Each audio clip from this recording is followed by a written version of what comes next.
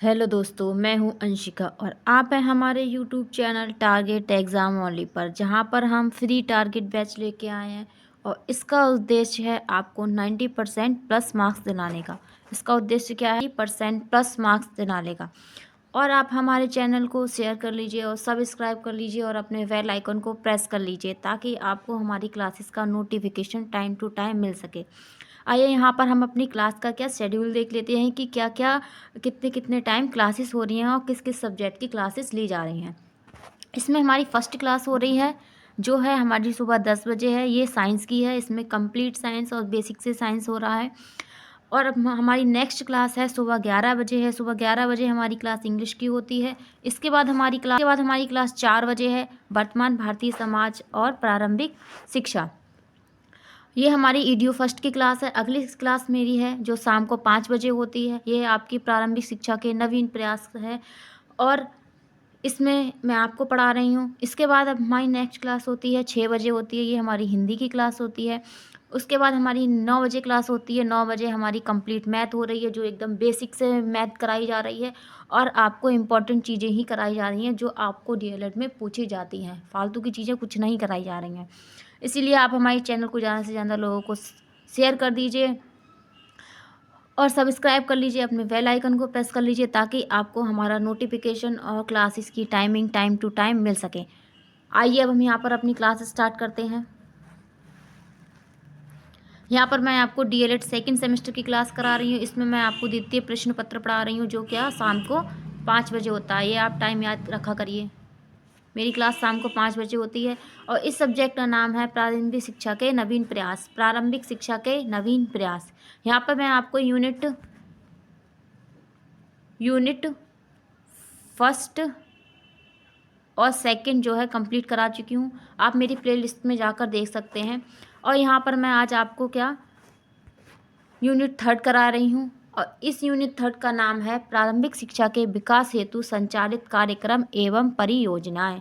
प्रारंभिक शिक्षा के विकास हेतु संचालित कार्यक्रम एवं परियोजनाएं। ये हमारी परियोजना कहाँ की है? उत्तर प्रदेश से संदर्भित जो है परियोजनाएं करा रही हूँ मैं आपको। और ये आपको डीएलएड में नंबर या 2 नंबर में पूछा ज़रूर जाता है। ये सारी परियोजना यहाँ पर जितना भी मैंने सिलेबस कराया है उससे रिलेटिव कुछ ना कुछ डीएलएड में पूछा ही जाता है। आइए यहाँ पर हम अपना 5th टॉपिक स्टार्ट करते हैं। हमने अपना 4th टॉपिक इससे पहली वाली क्लास में पढ़ा था और उसमें मैंने आपको बेसिक शिक्षा के बारे में बताया था। आज हम अपनी देखते हैं जिला प्राथमिक शिक्षा कार्यक्रम के बारे में पढ़ेंगे। क्या पढ़ेंगे? जिला प्राथमिक शिक्षा कार्यक्रम, जिसे हम इंग्लिश में क्या कहते हैं? शॉर्ट फॉर्म में डीपीईपी कहते हैं। District primary education programme. District primary education programme, ठीक है। यहाँ पर ये आपको एक नंबर में इंग्लिश में नाम पूछ लिया जा सकता है कि आपको ये दिया जाएगा डीपीईपी। अब आपको बताया जाएगा कि इसका फुल नेम बताइए या इसका पूरा नाम बताइए। आपको हिंदी में भी पूछा जा सकता है, आपको इंग्लिश में भी पूछा जा सकता है।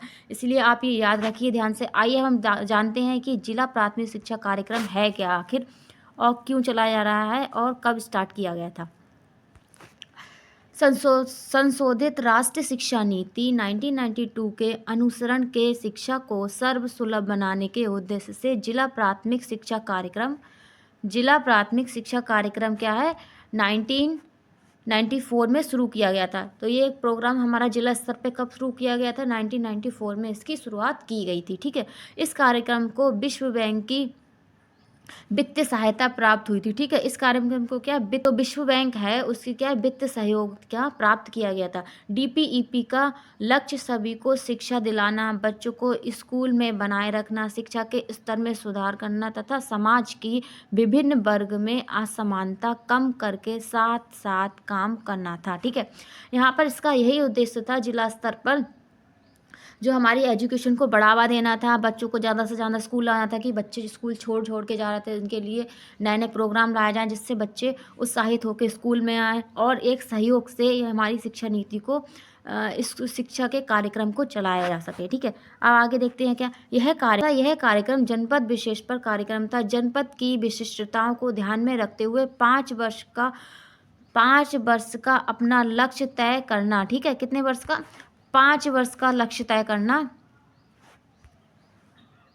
लक्ष्य तय करना एवं अपने वार्षिक कार्य योजना एवं बजट से प्रत्येक वर्ष का लक्ष्य निर्धारित करना जिला प्राथमिक शिक्षा कार्यक्रम की क्या है, विशेषता है। ठीक है, आगे हम देखते हैं शिक्षा के सार्वभौमिकरण के उद्देश्य से जनपदों में विशेष आवश्यकताओं पर बल दिया गया। ठीक है, इस कार्यक्रम में प्रशिक्षण, समुदाय सहभागिता, बालिका शिक्षा, वैकल्पिक शिक्षा पर विशेष बल दिया गया था। यहाँ पर अगर आपसे पूछा जाए क्वेश्चन में कि जो जिला डीपीईपी प्रोग्राम जो चलाया गया था उस पे ज़्यादातर किस पे ध्यान दिया गया था या किस पे बल दिया गया था, तो आप बताएंगे प्रशिक्षण पे, सामुदायिक सहभागिता पे और बालिका शिक्षा पर यहाँ पे जोर दिया गया था। ठीक है, आगे देखते हैं। इस 5 क्षेत्रों के जिले समन्वयों की नियुक्ति की गई थी। क्या है, और क्या इस कार्यक्रम से प्राथमिक स्तर पर शिक्षा के सार्वभौमिकरण की दिशा में सफलता प्राप्त हुई। ठीक है, ये जो कार्यक्रम चलाया गया था इससे क्या हुई, हमें सफलता भी प्राप्त हुई। ऐसा नहीं हुआ था कि ये हमारा कार्यक्रम जो काम नहीं किया गया था या इसका जो उद्देश्य था वह पूर्ण नहीं हो पाया था। यहाँ पर सभी इसके उद्देश्य पूर्ण हुए थे और ये सफल भी हो गया था। ठीक, आगे हम देखते हैं आगे क्या दिया। आगे दिया है जिला प्राथमिक शिक्षा कार्यक्रम 3 चरणों में संपादित किया गया था। ये कितने चरणों में, 3 चरणों में। अगर आपको कभी क्वेश्चन में पूछा जाए कि जिला प्राथमिक शिक्षा कार्यक्रम जो है कितने चरणों में संपादित किया गया था या कितने चरणों में दिया गया था, तो आप वहाँ पर 3 चरण बताएंगे। ठीक है, आपको ऑप्शन में 5, 6, 2, 3 कुछ भी पूछ सकता है, लेकिन आपको यहाँ पर आपको 3 याद रखना है। ठीक है, आइए हम देखते हैं। अब इसका प्रथम चरण के बारे में देख लेते हैं। प्रथम चरण में देश के 7 राज्यों के 42 जनपदों में संचालित किया गया था। ठीक है, प्रथम जनपदों में देश के 7 राज्य थे और कितने जनपद थे, 42 हमारे जनपद लिए गए थे, वहाँ पर संचालित यह प्रोग्राम किया गया था। इससे संबंधित हम अपने राज्य देख लेते हैं। हमारे कौन कौन से राज्य हैं जहाँ पर ये प्रोग्राम पहले चरण में जो है संचालित किया गया था। इसमें हमारा पहला क्या है, मध्य प्रदेश, आसाम, हरियाणा, महाराष्ट्र, कर्नाटक, तमिलनाडु, केरल। डीपीईपी के द्वितीय क्षेत्र में ये 50-50 जनपदों में कार्यक्रम का विस्तार किया गया था। ठीक है, पहले चरण में ये किया गया था। इन राज्यों में क्या किया था, ये कार्यक्रम था इसका संचालन किया गया था। ठीक, और हम यहाँ पर देखते हैं। और दूसरे चरण में उत्तर प्रदेश तथा कार्यक्रम के पहले से भाग ले रहे जो 7 राज्य थे उनमें क्या 50-50 जनपदों में कार्यक्रम का विस्तार किया गया था। यहाँ पर 42 जनपदों में किया गया था और यहाँ पर जो दूसरे चरण में था वो 50 और 60 जनपद में इस कार्यक्रम का विस्तार किया गया था। इसके अतिरिक्त 3 नए राज्य, इनके अलावा 3 नए राज्य और भी थे जो इस कार्यक्रम के लिए जोड़े गए थे। वो यहाँ पर हमारा क्या था, गुजरात था, हिमाचल प्रदेश था और उड़ीसा था। ठीक है, जहाँ पर इस कार्यक्रम का विस्तार किया गया था। अब आगे देखते हैं इस कार्यक्रम के बारे में और क्या दिया है।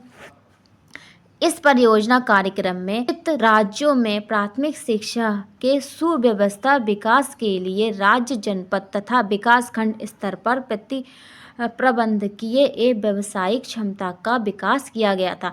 ये आपको जो ये कार्यक्रम है, ये डीपीईपी जो कार्यक्रम, ये क्या है, राज्य और जो विकास खंड के स्तर पर क्या था, इसकी व्यवस्था इसको लागू किया गया था या इसको चलाया गया था और क्या व्यावसायिक क्षमता को विकास करने के लिए इसको लाया गया था, जिसके द्वारा ऐसे क्रियाकलापों पर विशेष बल दिया गया था जो प्राथमिक शिक्षा तक पहुंच को सरल बनाए और ह्रास को कम करने तथा अधिकतम संप्राप्तियों में सुधार लाने के उद्देश्य से आयोजित किया गया था। ठीक है, यहाँ पर हमने जाना है कि ये कार्यक्रम जो है किन किन राज्यों में और कितने कितने जनपदों में विस्तृत किया गया है या इसका क्या है, संचालन किया गया है। अब हम आगे जानते हैं। आगे बस 1997 में डीपीईपी जो डीपीईपी प्रोग्राम था वो द्वितीय के अंतर्गत क्या थे, उत्तर प्रदेश के 22 जनपदों की पहचान की गई थी। क्या केवल उत्तर प्रदेश के 22 जनपदों की पहचान की गई थी। ठीक है, इनका चयन राष्ट्रीय महिला साक्षरता की अपेक्षा के निम्न महिला साक्षरता के आधार पर हुआ था। इसका जो है चयन किसके आधार पर हुआ था? राष्ट्रीय महिला साक्षरता के आधार पर किया गया था। ठीक है, आगे आगे क्या है? ये जो जनपद थे, ये जनपद क्या थे? बरेली था। ठीक है, हमारा बरेली था। और क्या था? सोनभद्र था, ललितपुर था और बालरामपुर था।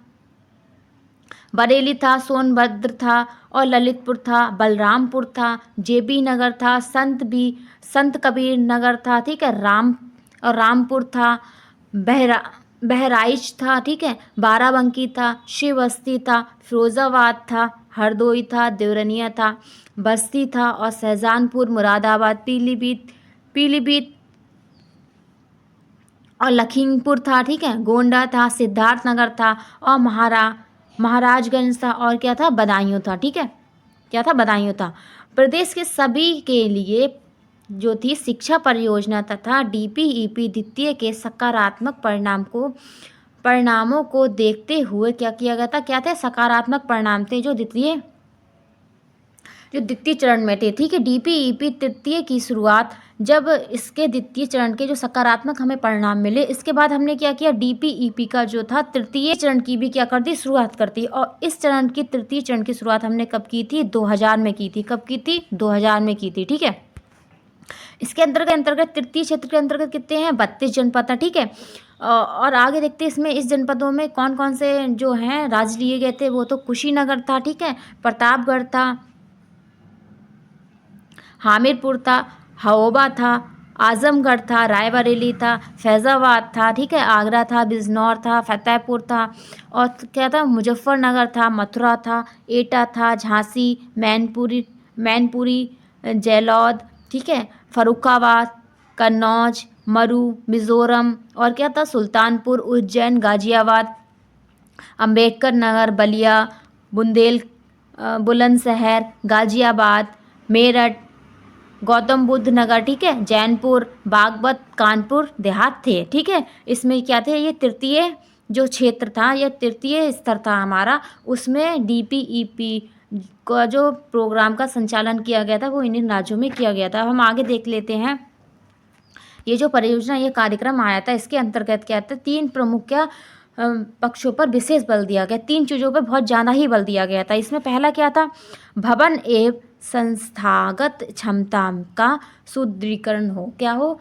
भवन तथा संस्थागत क्षमता का सुदृढ़ीकरण किया जाए। ठीक है, और क्या था? गुणवत्ता में सुधार लाया जाए और संप्राप्त ह्रास में कमी लाई जाए। ठीक, थर्ड इसमें क्या था? प्राथमिक शिक्षा तक पहुंच का विस्तार करना। ठीक है, प्राथमिक शिक्षा तक क्या था? इसका विस्तार करना था। आगे देख लेते हैं, आगे क्या दिया है? आगे इसके बारे में दिया है, डीपीईपी परियोजना के प्रारंभ में परियोजना की समय अवधि, प्रगति का प्रभावी मूल्यांकन तथा अनुश्रवण के लिए कैंस स्टडी, सोशल असेसमेंट जैसे अध्ययन क्या थे? संचालित किए गए थे। ठीक है, अब देख लेते हैं यहाँ पर उद्देश्य देख लेते हैं, इसका उद्देश्य क्या था? इसके उद्देश्य के लिए क्या क्या रणनीतियाँ बनाई गई थी। ठीक है, डीपीईपी के उद्देश्य प्राप्ति हेतु प्रमुख रणनीतियाँ अपनाई गई थी। ठीक है, इसमें पहली क्या थी? योजना निर्माण तथा क्रियान्वयन में निचले स्तर तक सहभागिता हो। ठीक है, बालिका शिक्षा को क्या था? विशेष महत्व दिया गया था। ठीक है, अगर आपको पूछा जाए कि जिला स्तर पर किस प्रोग्राम या किस परियोजना के तहत बालिका शिक्षा पर दिया गया था जोर, तो आप कहेंगे डीपीईपी। ठीक है, आगे हम देखते हैं, आगे हमारा नेक्स्ट पॉइंट क्या है? हमारा नेक्स्ट पॉइंट है विद्यालय की प्रभावकारिता बढ़ाने पर क्या दिया गया था? बल दिया गया था और वैकल्पिक शिक्षा का जो था सुदृढ़ीकरण किया गया था। ठीक है, आगे देखते हैं, आगे क्या है? आगे है सामुदायिक सहयोग तथा समानता पर बल दिया गया था कि समूह को रिलेट करके मतलब एक दूसरे को सहयोग से ही क्या है, हमें ये कार्यक्रम को पूर्ण करना है। सबको समान तरह से हमें इस प्रोग्राम को लागू करना है। कोई अध्यापक दक्षता में वृद्धि, जो अध्यापक की दक्षता है उसको वृद्धि करने के लिए भी इस प्रोग्राम का इस पर उद्देश्य था। आगे हम देखते हैं क्या, उत्तर प्रदेश बेसिक शिक्षा परियोजना के अधीन राज्य स्तर पर गठित राज्य परियोजना परिषद को राज्य परियोजना कार्यालय के रूप में कार्यक्रम का क्रियान्वयन का दायित्व सौंपा गया था। ठीक है, इसको किसके तहत सौंपा गया था? हमारी जो उत्तर प्रदेश की बेसिक शिक्षा परियोजना थी उसके तहत इसको सौंपा गया था। ठीक है, इसको दायित्व शैक्षिक अकादमी प्रबंधन दायित्वों का सफल निर्वाह राज्य शैक्षिक प्रबंधन एवं प्रशिक्षण संस्थान सीमेट द्वारा किया गया था। ठीक है, इसको किसके द्वारा लाया गया था? बेसिक शिक्षा की जो परियोजना है उसमें जो था सीमेट था, उसके द्वारा इसे लाया गया था। यहाँ पर हमारा जो 5th टॉपिक था वो कंप्लीट हुआ है। आप हमारे चैनल को सब्सक्राइब कर लीजिए और अपने बेल आइकन को प्रेस कर लीजिए ताकि आपको हमारा नोटिफिकेशन टाइम टू टाइम मिल सके। और आपको मेरी क्लास अच्छी लग रही है तो आप प्लीज़ लाइक कर दीजिए एक अच्छा सा। आइए हम अपने नेक्स्ट टॉपिक की तरफ चलते हैं। हमारा नेक्स्ट टॉपिक है 6 टॉपिक है और इस हमारे टॉपिक का नाम है विद्यालय शिक्षा की तैयारी। ठीक है, स्कूल रेडिशन कार्यक्रम। क्या है? स्कूल रेडिशन कार्यक्रम। आइए हम जानते हैं ये प्रोग्राम है क्या, या ये कार्यक्रम क्यों लाया गया था और ये क्या है। ठीक है, पूर्व प्राथमिक केंद्र अथवा नर्सरी विद्यालय में शिक्षा पाकर आए बच्चे जो हैं बच्चे तथा आंगनबाड़ी अथवा बालवाड़ी केंद्र अथवा नर्सरी स्कूल से आए बच्चे अपेक्षाकृत सीधे कक्षा 1 में प्रवेश लेते हैं। ठीक है, यहाँ पर क्या किया गया है? जो पूर्व प्राथमिक केंद्र है, जो फर्स्ट क्लास से पहले की जो केंद्र हैं, जो बालवाड़ी है, आंगनवाड़ी है, इन सब में क्या जो नर्सरी क्लास में बच्चे जाते हैं, इसके बाद ही बच्चे क्या है जो है फर्स्ट क्लास में जो है प्रवेश लेते हैं। ठीक है, बच्चे से जल्दी सीख लेते हैं। इससे क्या होता है, अगर बच्चे बालवाड़ी में जा रहे हैं और आंगनवाड़ी में या नर्सरी स्कूल में, प्ले स्कूल में जा रहे हैं, तो बच्चे क्या है जो फर्स्ट क्लास में आते हैं वो बहुत ज़्यादा एक्टिव बच्चे होते हैं और जो उन्हें जो सिखाने में कुछ दिक्कत नहीं होती, वो पहले से ही आधे से ज़्यादा चीज़ें सीख चुके होते हैं। ठीक, इसके बाद क्या है, सीधे कक्षा 1 में प्रवेश लेने वाले बच्चे को सिखाने में कठिनाइयाँ होती हैं क्योंकि वे इसके लिए तैयार नहीं होते हैं। यहाँ पर यही कहा गया है, जो बच्चे आंगनबाड़ी या बालवाड़ी केंद्र या अपनी जो प्राथमिक केंद्र जो है वहाँ पर शिक्षा नहीं लेते हैं, तो जब वो कक्षा 1 में आते हैं तो उन्हें सिखाने में क्या है बहुत ही कठिनाइयाँ होती हैं। उन्हें जो गिनतियों का ज्ञान नहीं होता है, उन्हें छोटा बड़ा नहीं पता होता, उन्हें ABCD का ज्ञान नहीं होता है। तो ये ज्ञान हम जो है अपनी बालवाड़ियों आंगनवाड़ी के द्वारा अगर उनमें दे देते हैं या उन्हें पहले से ही सिखा देते हैं, तो जब वो कक्षा 1 में आते हैं तो उन्हें सिखाने में हमें क्या होती है, कठिनाइयों का सामना नहीं करना पड़ता। ठीक है, आगे क्या है, क्योंकि वे इसके लिए तैयार नहीं होते हैं। ठीक है, जब उसके लिए तैयार नहीं होते तभी उनके लिए सिखाने में क्या कठिनाइयाँ होती हैं। ऐसे बच्चों में शिक्षा के प्रति अरुचि उत्पन्न होने की संभावना रहती है। ऐसा क्या, बच्चों को कुछ सीख नहीं मिलता तभी उसके अंदर क्या होता था, वो उसके प्रति पढ़ाई के प्रति क्या है रुचि नहीं ले पाता है और क्या है, वो 2-4 दिन स्कूल आता है फिर क्या होता है घर बैठ जाता है। ठीक, आगे देखते हैं, कभी कभी विशेषकर ऐसे बच्चे जो अन्य बच्चों के साथ नहीं चल पाते हैं और उसे असफलता की अनुभूति होती है, वे हतोत्साहित होकर के विद्यालय छोड़ देते हैं। ठीक है, अभी मैंने यहीं पर यही बताया है कि 2-4 दिन स्कूल आते हैं फिर उसके बाद क्या है वो हतोत्साहित हो जाते हैं और क्या स्कूल छोड़ देते हैं। ठीक है, ऐसे बच्चों की समस्याओं को ध्यान में रखकर विद्यालयोन्मुखी स्कूल रेडिशन कार्यक्रम तैयार किया गया था। ठीक है, क्या था, स्कूल रेडिशन कार्यक्रम जो है वो क्या किया गया था, तैयार किया गया था। इसे विद्यालय शिक्षा की तैयारी कार्यक्रम भी कहते हैं। इसे क्या कहते हैं, विद्यालय शिक्षा की तैयारी कार्यक्रम भी कहते हैं। स्टार्ट करते हैं, जब फर्स्ट क्लास से जाना स्टार्ट करते हैं तो उसके लिए हमें पहले से ही तैयार आते हैं, तो इसीलिए इसके लिए यही प्रोग्राम नाम दिया गया है, ऐसे यही कहा जाता है। अब इसके क्या देखते हैं, इसकी जो है स्कूल प्रोग्राम क्या था, स्कूल रेडिशन कार्यक्रम जो था, इसकी संकल्पनाएं देख लेते हैं कि क्या क्या इसकी संकल्पनाएं थी। ठीक है, इसमें क्या था, विद्यालयोन्मुखी कार्यक्रम का अर्थ क्या है, विद्यालय की ओर उन्मुख करने वाला कार्यक्रम। ठीक है, विद्यालय की ओर कदम बढ़ाने वाला ये क्या है, ये कार्यक्रम है जो कक्षा 1 से पहले चलाया जाता है। वह कार्यक्रम क्या है, अर्थात यह कार्यक्रम क्या है जिसके द्वारा बच्चे विद्यालय के प्रति आकर्षित हो। ठीक है, प्रारंभ में इस कार्यक्रम का प्रारूप अंतर्राष्ट्रीय बाल वर्ष में राष्ट्रीय अनुसंधान एवं प्रशिक्षण परिषद नई दिल्ली द्वारा तैयार किया गया था। किसके द्वारा किया गया था, राष्ट्रीय अनुसंधान और प्रशिक्षण परिषद नई दिल्ली के द्वारा तैयार किया गया था। ठीक, और अंतर्राष्ट्रीय स्तर पर किया गया था। ठीक, आगे देखते हैं। यह कार्यक्रम मुख्य रूप से उन बच्चों को दृष्टि में रखकर बनाया गया है जो कक्षा 1 में सीधे प्रवेश क्या है ले लेते हैं। ठीक है, फिर आगे क्या है, कक्षा 1 से पहले पूर्व प्राथमिक शिक्षा, कक्षा 1 से पहले पूर्व प्राथमिक शिक्षा का उन्हें क्या है किसी प्रकार अनुभव नहीं हो पाता। ठीक, इस कार्यक्रम के अंतर्गत क्या है, कक्षा 1 के प्रारंभिक 6 सप्ताह से 2 माह की अवधि तक उन बच्चों को पूर्व प्राथमिक शिक्षा के अनुभव दिए जाते हैं। अब अगर आपको यहाँ पे प्रारंभिक जो पूर्व प्रारंभिक शिक्षा की जो अवधि है वो पूछी जाए तो वो कितनी होगी, 6 सप्ताह से क्या होती है, 2 माह की अवधि होती है। ठीक है, पूर्व प्राथमिक शिक्षा के अनुभव लेने की। ठीक, आगे देखते हैं क्या है, और उन्हें विद्यालय के लिए तैयार किया जाता है। इसीलिए इस कार्यक्रम को स्कूल रेडिशन प्रोग्राम भी कहते हैं। इस प्रोग्राम के द्वारा क्या है, बच्चों को प्राथमिक विद्यालय में प्रवेश लेने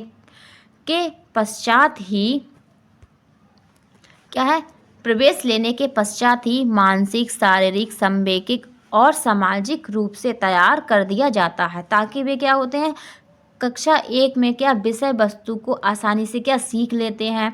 विद्यालयोन्मुखी कार्यक्रम समिति जो है संसाधनों में ही क्या है, प्राथमिक विद्यालय में पूर्व प्राथमिक शिक्षा के उद्देश्य तथा लाभों को प्राप्त करने का एक क्या है, व्यवहारिक साधन है। ठीक है, ये विद्यालय में ही आपको शिक्षा दी जाती है।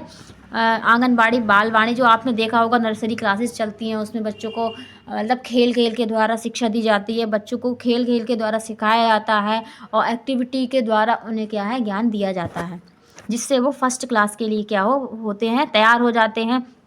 जब वो फर्स्ट क्लास में आते हैं तो उनकी रुचि और बढ़ जाती है, ना कि और वो हतोत्साहित नहीं होते हैं। उन्हें क्या होता है, और आकर्षण होता है स्कूल में जाने का। ठीक, आगे देखते हैं क्या है, इसके द्वारा क्या है, छात्र को विद्यालय में प्रवेश लेने के बाद प्रारंभ के दिनों में इस प्रकार प्रशिक्षित किया जाता है। ठीक है, जो प्रारंभ के दिन होते हैं उनमें ही उन्हें क्या प्रशिक्षण दिया जाता है, जिससे वह विद्यालय के सामाजिक परिवेश को भलीभांति क्या है समझ जाते हैं और क्या है, शक्तियों को समुचित विकास कर सकें। ठीक, आगे देखते हैं, आगे क्या दिया है, सभी बच्चों की कक्षा 1 से पूर्व की तैयारी करा देने से उनके समय और श्रम का क्या होता है, उपयोग होता है, और उनका प्रभाव निश्चित रूप से उनकी उपलब्धियों तक पड़ता है। ठीक है, आगे जाते जाते इसका प्रभाव भी उन पर पड़ता है। ठीक है, बच्चों को सीखने की गति क्या होती है, तेज हो जाती है, और नई नई बातें क्या है,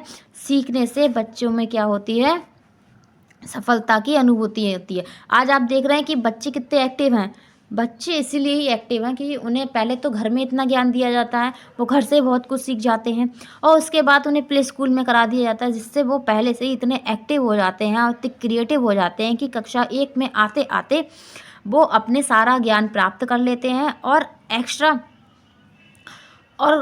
एक्स्ट्रा ऑर्डिनरी जो है वो बन जाते हैं। बहुत ही उनकी जो बुद्धि होती है वो बहुत ही तेज हो जाती है, और वो निपुण हो जाते हैं। ठीक, एक तरह से। और देखते हैं और क्या है, और उनको जो आत्मविश्वास है उनका और दृढ़ हो जाता है। ऐसे बच्चों से क्या होता है, विद्यालय, घर, समाज का अनुकूल वातावरण बनाने में सहायता मिलती है। हमारे बच्चे क्या है, हमारे बच्चे ही जो हैं वही तो हमारे आने वाला फ्यूचर हैं, और क्या है, जो हमारा भविष्य है। ठीक है, अगर वो ही अच्छा नहीं होगा तो हमारा आने वाला भविष्य भी बेकार होगा। ठीक है, यहाँ पर तो उनको पहले से ही क्या है, ट्रेन कर दिया जाता है। यहाँ इसमें स्कूल रेडिशन में यही कहा गया है, जो बाल वाटिका है, जो आंगनवाड़ी है, जो प्ले स्कूल हैं, उनके बारे में क्या है, जानकारी दी गई है और बताया गया है उससे क्या है, बच्चे पे क्या प्रभाव पड़ता है और उससे क्या लाभ होता है, उसके समय और श्रम की क्या होती है, उसका भी उपयोग होता है। आगे हम देख लेते हैं जो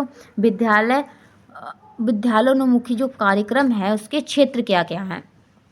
इस कार्यक्रम के अंतर्गत शिक्षक द्वारा कक्षा 1 में प्रारंभ के 1.5-2 माह तक ऐसी रोचक एवं शैक्षिक क्रियाएं कराई जाती हैं। ठीक है, प्रारंभ के 1.5 माह तक जो है ये क्रियाएं कराई जाती हैं, जो स्कूल एडिशन कार्यक्रम कराया जाता है, जिसमें बच्चे विद्यालय के प्रति क्या है आकर्षित होते हैं। इसमें निम्न क्षेत्र हैं, इसमें हम अपना पहला क्षेत्र देख लेते हैं। इसमें प्रथम क्षेत्र है व्यक्तिक एवं सामाजिक तैयारी। ठीक है, व्यक्तिक एवं सामाजिक तैयारी कैसे क्या, इसके अंतर्गत बच्चों को निम्नलिखित विधियों का विकास करना होता है। ठीक है, इसमें पहला क्या होता है, पहला देखते हैं। इसमें पहला क्या, इसमें पहला है घर से दूर रहने पर सुरक्षा की भावना विकसित होती है।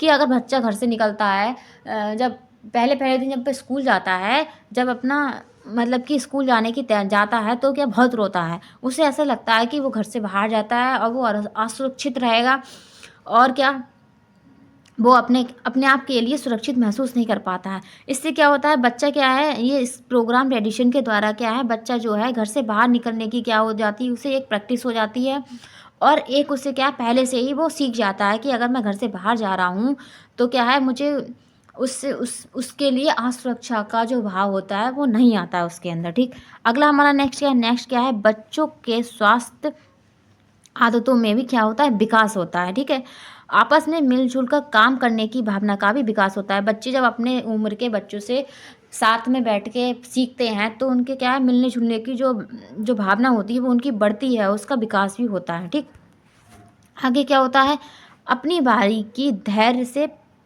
प्रतीक्षा करना सीखें। ठीक है, और अब उसको क्या बच्चे क्या करते हैं, उनके अंदर धैर्य आ जाता है, और क्या है वो धैर्य से काम लेना सीख जाते हैं, दूसरों का सम्मान करना सीखते हैं। ठीक है, कि दूसरों की भी, अपने माँ बाप, पहले तो वो घर में यही सीखते हैं कि हमारे माँ बाप हैं, हमारे भाई बहन हैं, बस उनकी ही रिस्पेक्ट करना जानते हैं। बाहर वालों से वो अनजान होते हैं तो उनके साथ कभी कभी वो मिसबिहेव भी कर देते हैं। इससे क्या होता है, स्कूल एडिशन के द्वारा वो कि ये सीख जाते हैं कि बाहर वालों से भी कैसा बिहेव करना है। ठीक, या कैसा व्यवहार करना है। नेक्स्ट क्या है, स्वयं की तथा सार्वजनिक वस्तुओं की सुरक्षा करना सीख जाते हैं। वो अपनी और जो और चीज़ें हैं उनकी भी सुरक्षा करना सीख जाते हैं। ठीक, आगे क्या है, व्यक्तिगत एवं परिवेश की स्वच्छता के प्रति भी जागरूक होते हैं। गंदी बात है। ठीक है, अगर हम बाहर जाते हैं कि जैसे स्कूल वगैरह में जाते हैं, वहाँ पे भी अगर वो ऐसा काम करते हैं तो उन्हें क्या है, इसके लिए भी कि रोका जाता है कि ऐसा नहीं करते हैं, हमारे जो परिवेश है उसको स्वच्छ रखते हैं और उसे गंदा नहीं करते हैं वातावरण को। तो इससे क्या होता है, उनके अंदर क्या होती है, स्वच्छता की जो है भावना जो होती है वो जागरूक होती है, उसके प्रति क्या होते हैं वो जागरूक हो जाते हैं। अब हम आगे देखते हैं नेक्स्ट क्या है, इसमें हमारा सेकेंड पॉइंट है शैक्षिक तैयारी। ठीक है, इसके लिए इसमें पहला क्या दिया गया है, ध्यान विकेंद्रीकरण अथवा विभिन्न ध्वनियों में भेद करना। वो क्या है, वो ध्वनियों में विभेद करना जान जाते हैं कि किसकी ध्वनि कैसी है और कैसे उन्हें उस ध्वनि पर रिएक्ट करना है। ठीक है, आगे क्या है, ध्वनि और दृश्य में सहचार स्थापित करना। ठीक है, ध्वनि और जो ध्वनियाँ होती हैं और उनके सहचार स्थापित करने का भी क्या होता है, एक क्या होता है, वृद्धि होती है उनके मानसिक स्तर में, क्या होती है, बच्चों का मानसिक स्तर में वृद्धि हो जाती है। ठीक है, आगे क्या होता है, आगे होता है शब्द भंडार में वृद्धि और तथा मौखिक अभिव्यक्ति करना। क्या है, उनके शब्द भंडार में वृद्धि होती है, और जो बच्चे मौखिक अभिव्यक्ति है, जो मतलब बात करने की उनको जो होती है समझ ज़्यादा और अच्छी हो जाती है। आज आप देख ही रहे हैं बच्चे कितने एक्टिव हैं, अपने उम्र से और भी ज़्यादा अच्छी बातें करते हैं और ज़्यादा ही समझदार, और उनका मानसिक स्तर बहुत ही अच्छा हो जाता है। आगे हम देखते हैं नेक्स्ट इसमें क्या दिया है, नेक्स्ट इसमें दिया है किसी बात पर पर्याप्त समय पर ध्यान देना। और क्या है, पर्याप्त समय पर ध्यान दिया जाता है। बाएं से दाएं देखना, ये भी सीख जाते हैं, बाएं से दाएं देखना। पुस्तकों का सही ढंग से प्रयोग करना सीख जाते हैं। ठीक है, कि पुस्तकों को वो बहुत ज़्यादा महत्वता देने लगते हैं और उनका जो है उनका कैसे प्रयोग किया जाएगा और उनको वो सीख जाते हैं पहले से ही। आगे देखते हैं, आगे क्या किया है, आँख और हाथ में सामंजस्य स्थाप हेतु अभ्यास करना। ठीक है, आँख और हाथ में क्या सामंजस्य हेतु क्या है, अभ्यास करने लगते हैं। अक्षरों के आकारों को पहचानने लगते हैं, जैसे अक्षर आ है, आ को पहचानने लगेंगे, और उसे आ तक आने के लिए उससे पहले बहुत सारी चीज़ें सीखनी पड़ती हैं। उन्हें पहले लाइनिंग सिखाई जाती है, फिर उन्हें ऐसे ऐसे वाले डंडे, फिर ऊपर वाली लाइनिंग करना सिखाया जाता है। तो आ बनाने से पहले भी उन्हें बहुत सारी चीज़ें सिखाई जाती हैं। ठीक है, आगे क्या है, थर्ड इसमें है संज्ञानात्मक कौशल का विकास। संज्ञानात्मक कौशल का विकास। इसमें क्या होता है, विभिन्न क्रियाओं द्वारा बच्चों के मानसिक कौशल, संबंधों तथा मानसिक शक्तियों का विकास हेतु प्रयास किया जाता है। इसमें क्या है, इसके द्वारा क्या किया जाता है, बच्चे के मानसिक कौशल का और उसकी मानसिक शक्तियों का क्या है, विकास हो जाता है। यहाँ पर हमारा फोर्थ पॉइंट है क्या है, हमारा फोर्थ पॉइंट है मनोरंजनात्मक क्रियाकलाप सृजनात्मक का विकास होता है। इसके अंतर्गत ये क्या होता है, नाचना, गाना, खेलना, शाब्दिक तथा अशाब्दिक भाषा कौशल से संबंधित क्रियाओं का क्या होता है, अभ्यास कराया जाता है। जब बच्चा जो नर्सरी और प्ले स्कूल में जाता है तो वहाँ पे क्या है, वो नाचना गाना सीखता है। टीचर उसे हर तरीके से क्रिएटिविटी करके और क्या क्या हर तरीके से उसे सिखाने की कोशिश करती हैं। फिर वो चाहे उसे खेल के द्वारा सिखाएं या उसे नाच गाने के द्वारा सिखाएं या उसे या शाब्दिक या भाषाई रूप से सिखाएं, ठीक है। लेकिन उनका यही प्रयास होता है कि फर्स्ट क्लास से पहले ही उन्हें इन सारी चीज़ों का ज्ञान दे देना कि स्कूल में कैसे बैठा जाएगा और कैसे कैसे क्या क्या चीज़ें सीखी जाएंगी, ठीक। आगे क्या है, आगे इसमें क्या दिया है, इसमें क्या क्या क्रियाकलाप कराए जाते हैं। देखिए, कागज़, मिट्टी, कपड़े की कर्तनें, व्यर्थ की वस्तुएं, बीज, फूल, पत्ती, रंग आदि के नमूने अथवा वस्तुएं बनाने की क्रिया बताई जाती है। कि मतलब कि कागज़ से कैसे हम चीज़ें बना सकते हैं, वेस्ट कागज़ का कैसे यूज कर सकते हैं, ठीक है। और क्या है, फूल पत्तियों को कैसे हम यूज़ में ला मतलब कैसे हम चीज़ों को सीख सकते हैं, उनके रंग वगैरह हैं उनके बारे में सिखाया जाता है, ठीक। यहाँ पर हमारा क्वेश्चन कंप्लीट होता है और ये हमारी क्लास भी कंप्लीट होती है। आप हमारे चैनल को सब्सक्राइब कर लीजिए और अपने बेल आइकन को प्रेस कर लीजिए ताकि आपको हमारा नोटिफिकेशन टाइम टू टाइम मिल सके और आप हमारी क्लासेस अच्छे से देख सकें। आपको मेरी क्लास अच्छी लगी है और लाइक कर दीजिए और मुझे कमेंट कीजिए आपको मेरी क्लास कैसी लगती है, मेरा पढ़ाना कैसा लगता है। आपको कुछ गलतियाँ लगती हैं तो आप वो भी बताइए कमेंट बॉक्स में ताकि मैं उनमें कुछ चेंजेस कर सकूँ और बदलाव कर सकूँ। और ज़्यादा से ज़्यादा इस फ्री टारगेट बैच को क्या है, आप शेयर कीजिए ताकि और लोगों का भी इसका लाभ हो सके। ऐसा नहीं करना है कि बस अपना ही लाभ करना है, हमें दूसरों का भी लाभ देखना है, तभी अपना लाभ भी करना है, ठीक है। ओके, धन्यवाद।